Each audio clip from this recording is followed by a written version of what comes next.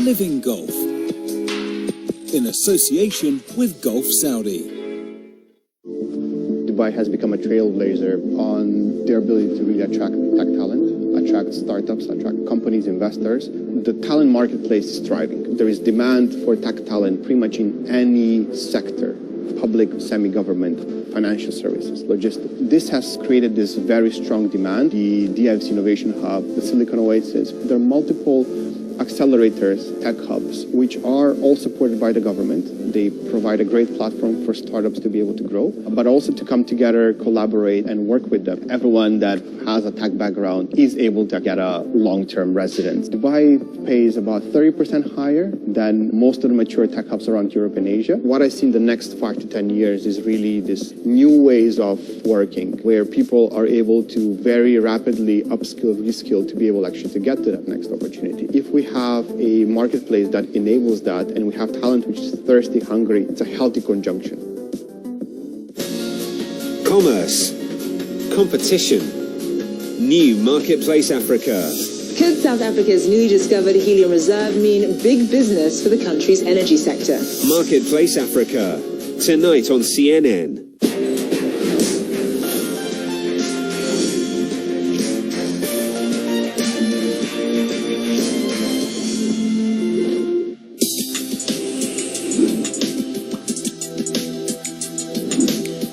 When you travel the world, make sure the world travels with you.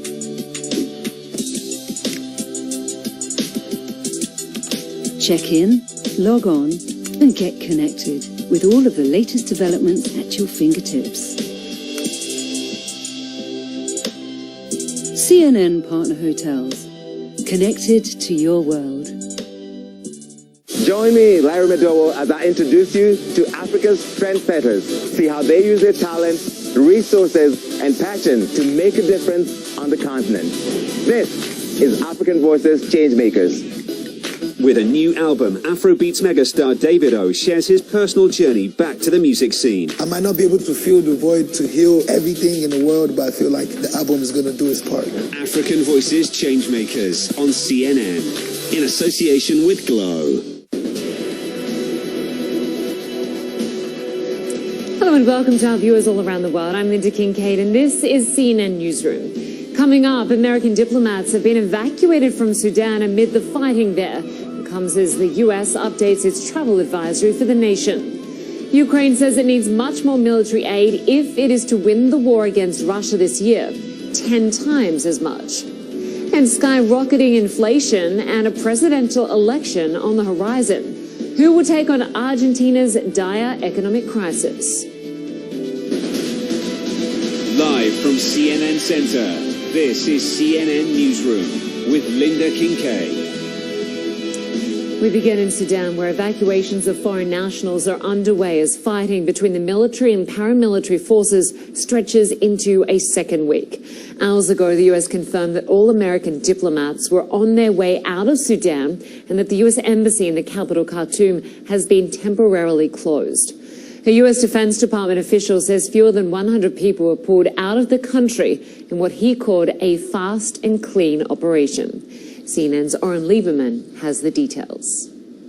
A successful mission carried out in the dark of night in Sudan to evacuate the U.S. Embassy in Khartoum. According to U.S. officials, 3 Chinook helicopters took off from Djibouti, some 750 or 800 miles away from Khartoum, flew into the country, landed, secured the embassy, and then brought out all of the embassy staff and their family members, a group of just under 100 people, according to U.S. officials who briefed reporters on the operation and what happened around it, during the operation and afterwards. They were then brought out to Ethiopia, again, a distance of some 750 or 800 miles. So the operation itself took several hours and consisted of about 100 troops, all of them special operations forces. With the embassy staff successfully pulled out of the country, it is the temporary closure of the U.S. Embassy in Khartoum.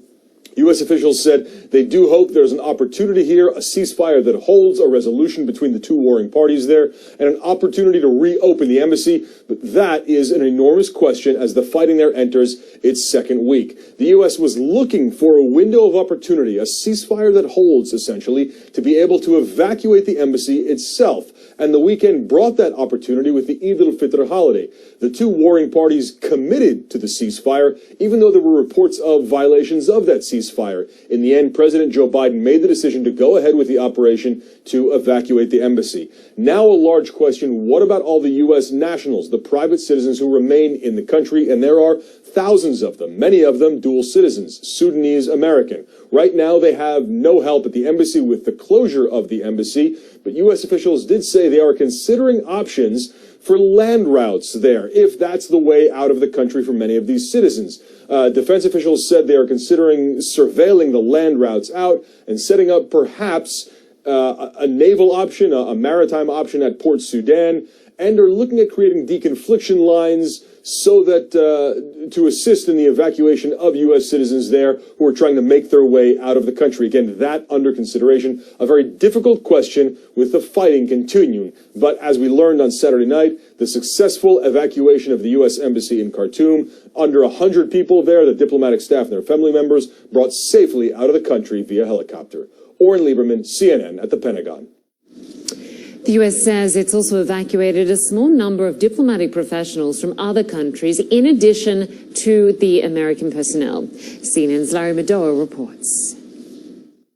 As the day breaks in Sudan, we are starting to learn more about how this nighttime U.S. rescue mission was carried out in Sudan. The Rapid Support Forces, that's the powerful paramilitary group that's been involved in this conflict with the Sudanese army, claims that it coordinated with the U.S. forces to allow 6 aircraft to come into Sudan. There's now been a strong denial from the State Department, a State Department official saying that this was carried out by the Department of Defense and the Department of Defense alone. The RSF was not involved in that. Why is this important? Because the airport has been contested since this conflict broke out 2 Saturdays ago. And at the heart of that is, at some point, the Sudanese armed forces claim to be in control. At another point, the Rapid Support Forces claim to be in control. But at the start of this 3-day ceasefire that was agreed upon after pressure from the international community, both sides of this agreed to allow any countries that wanted to coordinate evacuation efforts of their embassies to do so, and their nationals.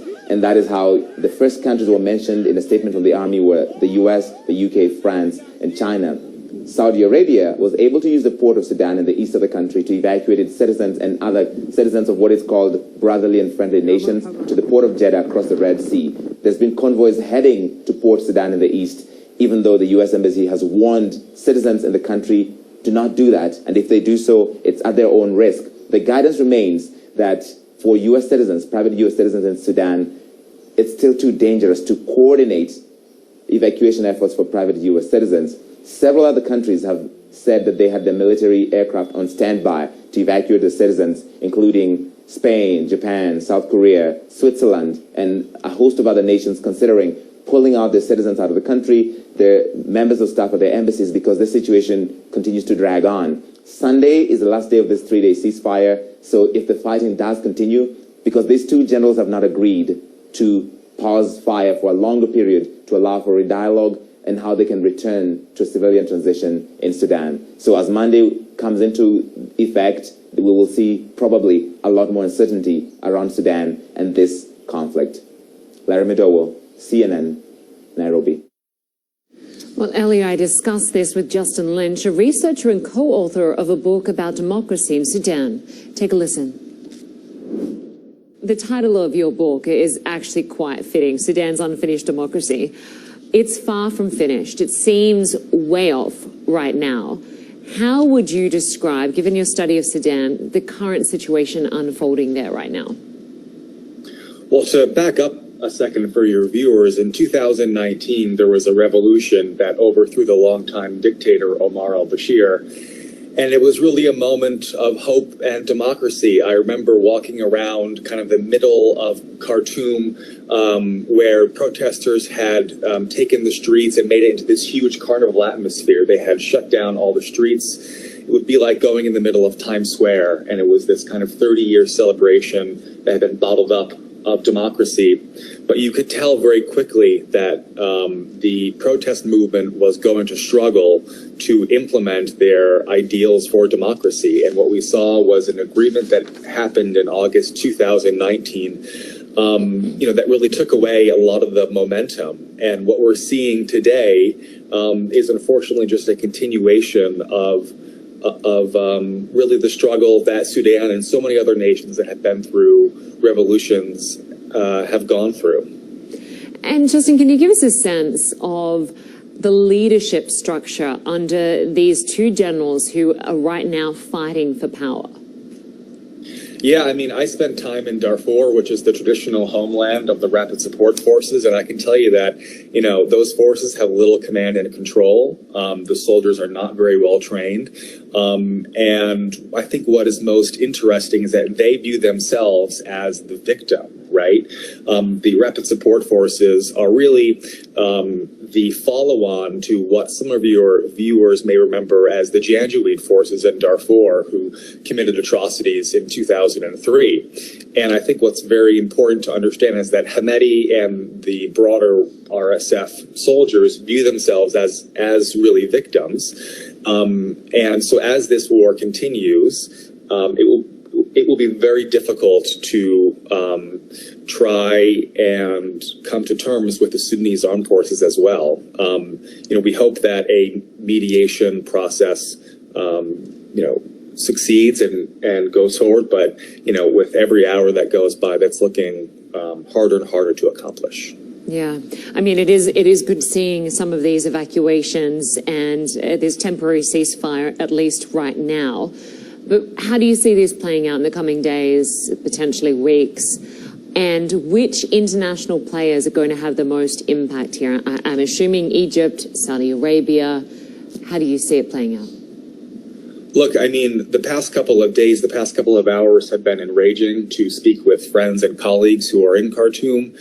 I have a friend whose sister is 9 months pregnant and is expecting to give birth. I have a friend who's been, or a colleague who has been shot and is waiting for a medevac. You can't help but to think of so many Sudanese who see that foreigners are being evacuated, and say, wait a minute, this is my country as well. What about me? And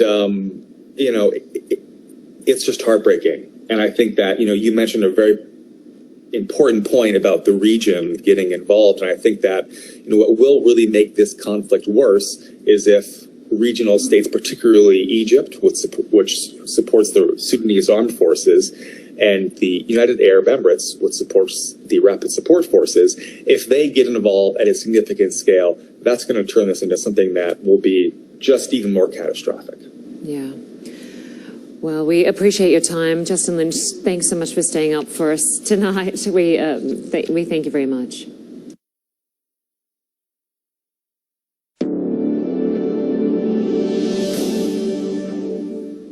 Ukraine says the military aid it's received so far is only a start compared to what it really needs.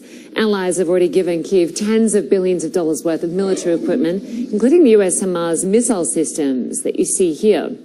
But Ukraine's deputy foreign minister says his country needs 10 times more that to be able to win the war this year. Well, Spain says 6 of its Leopard tanks are on their way to Ukraine, with at least 4 more coming later. Madrid is also donating 20 heavy transport vehicles, which were shipped out on Friday. Brazil's president now says he's never equated Russia and Ukraine. He faced protesters during a visit to Portugal Saturday, after he appeared to suggest that both Moscow and Kyiv should be blamed for the war. His top advisor will soon be headed to Ukraine, as Brazil says it's trying to promote an end to the war through dialogue. And in Ukraine, we're getting word of a possible Russian progress in the embattled city of Bakhmut. One Ukrainian commander there says the situation is extremely difficult, with Russian forces going all out to take the rest of the city. Ben Wiedemann reports.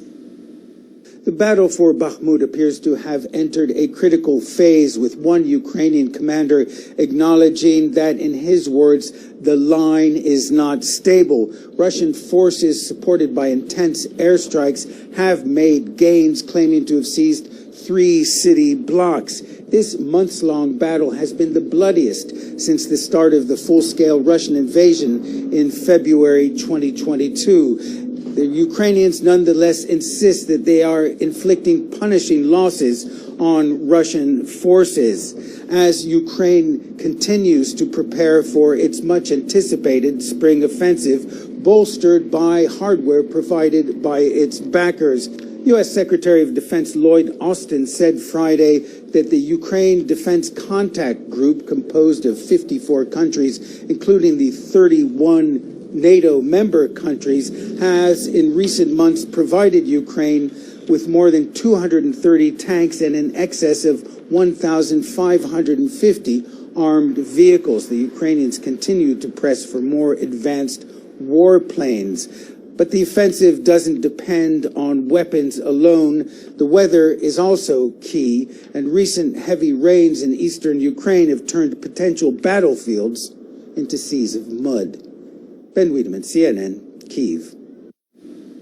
Well, more than 3,000 people in the Russian city of Belgorod are returning home after a second bomb scare in a matter of days. State media says they were evacuated Saturday after the discovery of an unexploded bomb. Officials say it's now been removed, but there's no word on how it ended up there. However, it was found in the same area that was rattled by this explosion Thursday night. State media said it was caused by another bomb that was dropped by a Russian fighter jet during a mid-air emergency. In Mali, several people were injured in what state media are calling a terror attack on an airport in the central city of Mopti. The reports say a group of assailants attacked on Saturday, but were repelled by the country's armed forces. The forces apparently used drones to destroy 3 vehicles loaded with explosives, but the force of the blast led to the collapse of some nearby homes. A flaming pizza is believed to be the cause of a restaurant fire in Madrid that killed 2 people and injured a dozen more. The mayor says it started Saturday when a pizza was being served in the dramatic flambe style.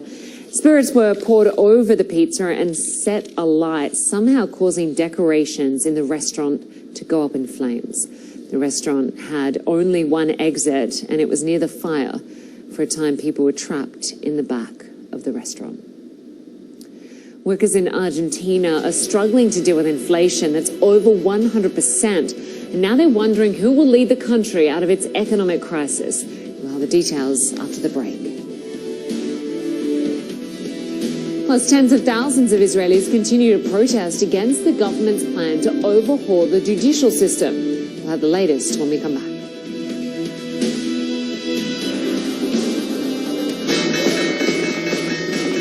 Business never sleeps. As the sun sets in Seoul and Shanghai, deals are signed in Dubai, and Europe is already in play. New York prepares to make its first move. I'm Julia Chatterley, journalist, global market analyst, and host of CNN's First Move. Join me in the financial capital of the world for market-moving perspective on the news influencing global politics, culture, and finance. I'll speak to newsmakers, risk takers, and the ultimate game changers. Bold moves, big deals, winning trades. It's all right here. Make CNN your first move. First Move with Julia Chatterley. Weekdays on CNN.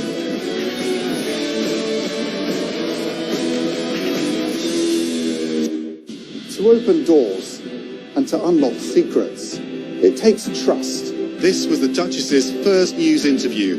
Trust that you'll be accurate and you'll be fair. It was an unprecedented move. Very eerie. All the roads have been closed off.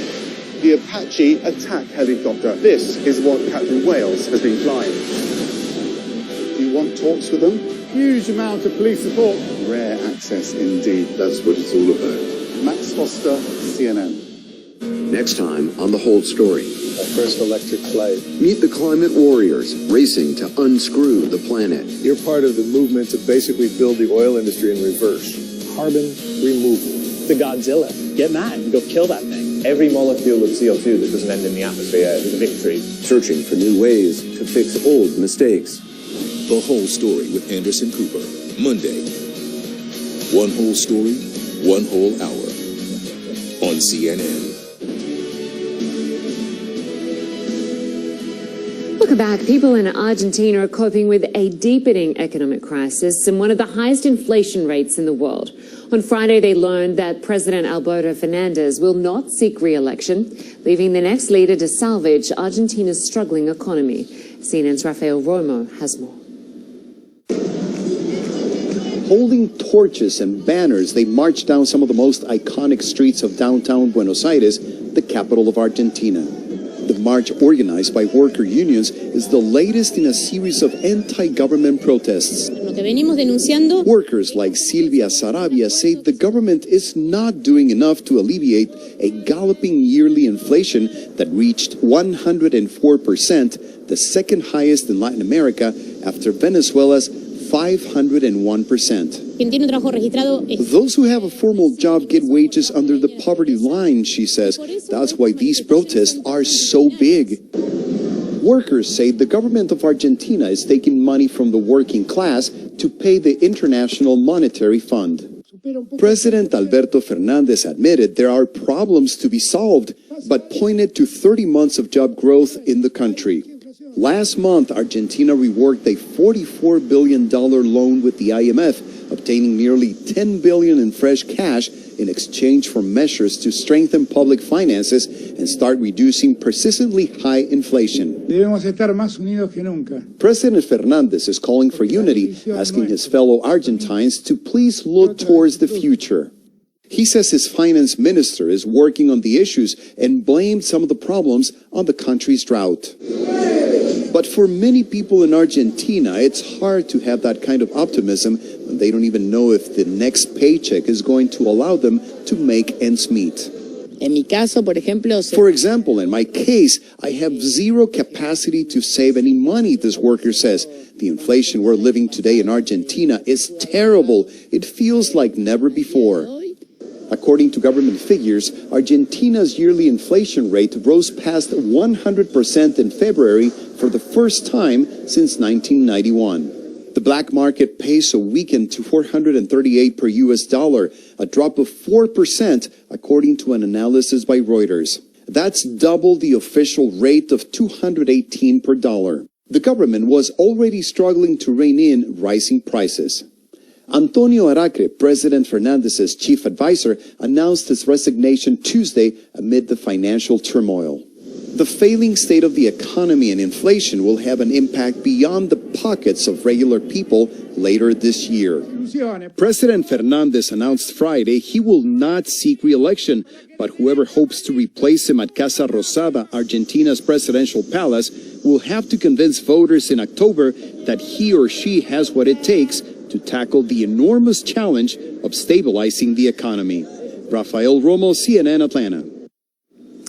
In Israel, tens of thousands turned out to protest for a 16th consecutive week against the government's plan to overhaul the judicial system. Carrying flags and banners, they vented their opposition to the plan, which they see as an attack on democracy.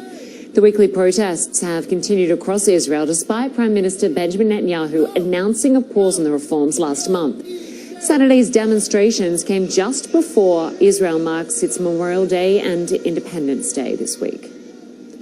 Demonstrators took to the streets in Bogota, Colombia, Saturday to protest social and economic changes proposed by President Gustavo Petro.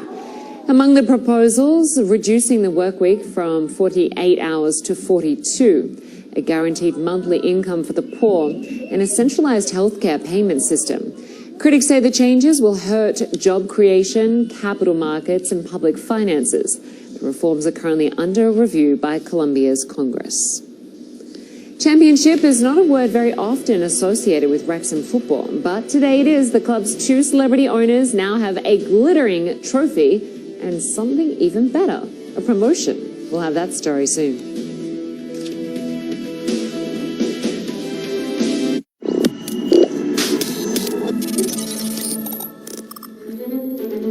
A bustling port where trucks and cranes scurry about, moving 14 million containers a year. But something is missing from this busy picture: people. And that's because this port is smart. Look closer and you'll see a network of sensors, devices, software, all communicating with each other in real time. If you just removed IoT from this port right now, what would happen? I think we'll go back to the stone age of managing and handling cargo. Would it all get stuck? Yeah. From tracking the cargo to monitoring movements, IoT is the backbone of ports like this, ensuring goods get where they need to go. And it looks a little bit like a video game. Yeah, except that this is a real game of life, so anything you do, it's actually reflected in reality. Is that to say you don't want me to play it? Maybe it's better for all of us.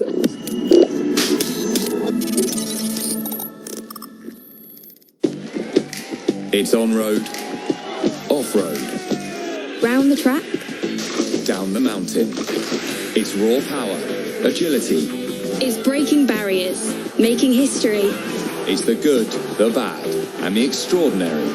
It's always for the fans. It's our passion and our expertise. It's the ultimate cycling destination. It's Eurosport, the home of cycling. And to watch it all your way, check out Discovery Plus.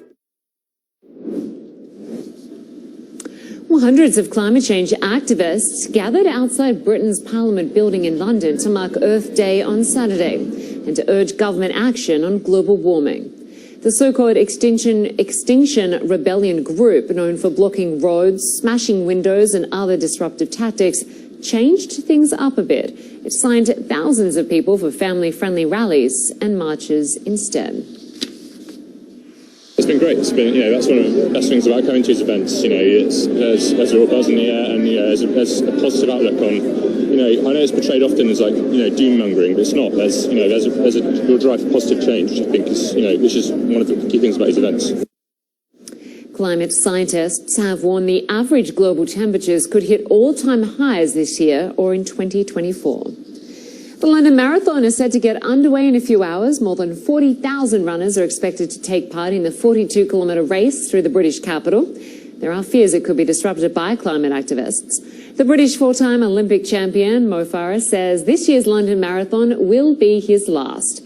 Farah says he will continue to compete in other road races, but he concedes his 40-year-old body can no longer keep up. For a little football team from a small town, it's a moment that could only come from Hollywood. Wrexham AFC, marooned for 15 years at the bottom of the British football, gets bought by two celebrities 4 years ago and has now won a championship and a promotion to the English Football League. World Sports' Don Riddell explains why this is a very big deal. If you're a fan of the television show Welcome to Wrexham, here's a spoiler alert. Season 2 is going to have a very happy ending. Wrexham have been promoted back into the Football League. Now, CNN Sports wouldn't normally focus on a team that plays in the 5th tier of English football, but this team now has a global fan base thanks to the involvement of their celebrity owners, Ryan Reynolds and Rob McElhenney. On Saturday, Wrexham were at home to Boreham Wood, knowing that promotion was within their grasp, but they made a disastrous start, conceding a goal within the very first minute. But Wrexham have been brilliant this season, especially at home, and they equalised shortly afterwards when Elliot Lee was given a free header. The Welsh club knew that they had to pick up 3 points from one of their last 2 games of the season to guarantee promotion, and it was fitting that their talismanic star Paul Mullen delivered the result with a couple of brilliant second-half strikes. That's how they did it. A Hollywood ending, a 3-1 win, which unleashed scenes of unbridled joy at the racecourse ground. The owners were emotional, the fans were just delirious, and everybody here senses that this could be just the beginning of a wonderful story for this club and for this community.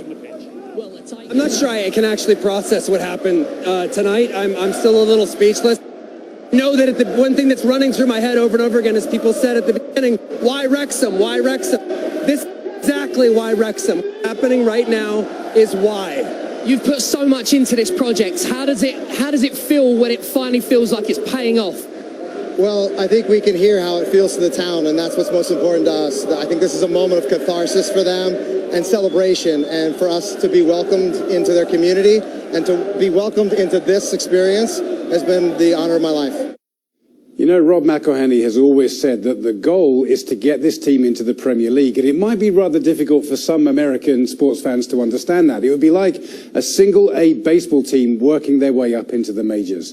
The Always Sunny in Philadelphia star told me that. He knows people laugh at him when he says it. He knows they raise their eyebrows, but he is deadly serious. That's the goal, and now fans all over the world must believe that anything is possible with this team. Back to you. Thanks there to Don Riddell. Well, finally, the UK's Prince Louis will be celebrating his 5th birthday in the coming hours. His parents, the Prince and Princess of Wales, shared these photos of their youngest son. In one of the pictures, he's seen being pushed in a wheelbarrow by his mother. Prince Louis is a grandson to King Charles III and 4th in line to the British throne. Thanks so much for watching CNN Newsroom. I'm Lynda Kinkade. Stay with us. Inside Africa is up next. And we'll have more news in about 30 minutes.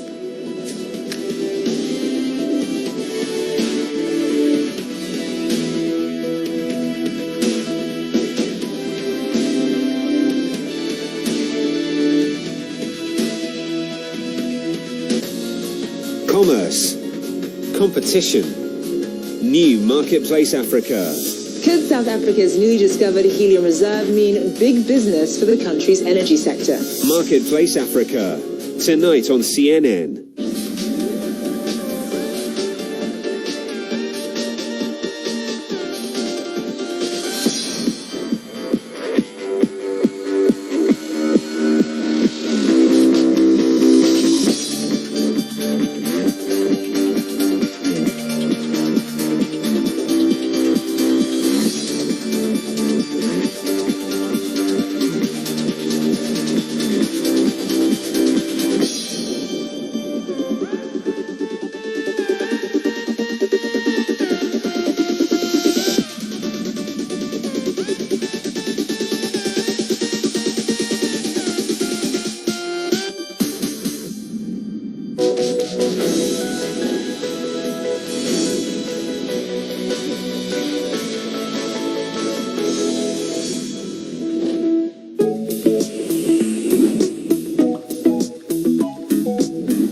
When you travel the world, make sure the world travels with you.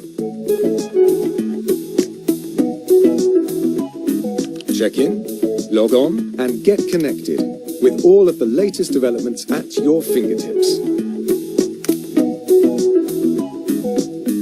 CNN Partner Hotels. Connected to your world.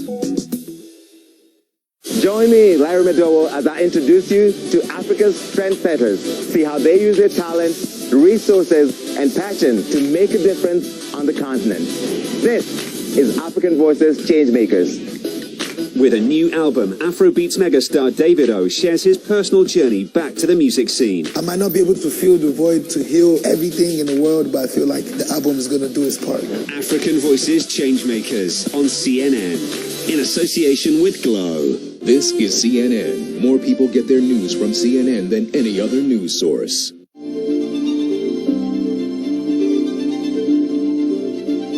Inside Africa, in association with Zenith Bank.